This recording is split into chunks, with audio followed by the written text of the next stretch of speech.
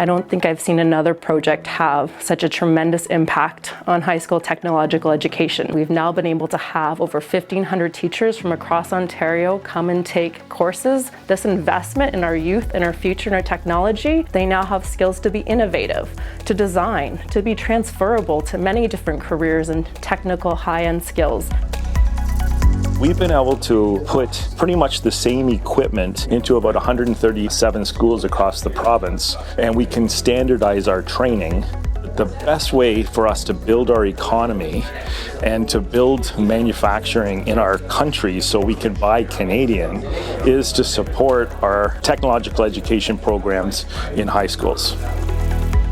This would not have been possible without OCTI. They were able to reach out to secondary school tech teachers throughout Ontario and find out what they needed. We're learning more and more just how important it is to be able to manufacture the products and items we need here in Ontario and Canada. With the proper funding, we can expand on this training and get more students exposed to these industries so that we are able to manufacture things here.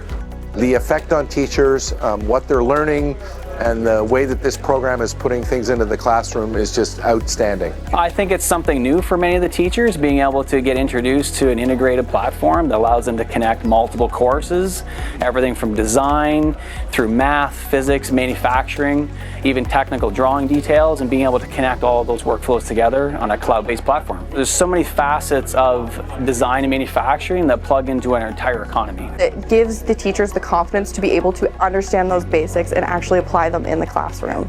Hands-on learning is really important for our students as well as us, right? This is giving me tools to go back and I can apply it and I've made notes and I can remember it.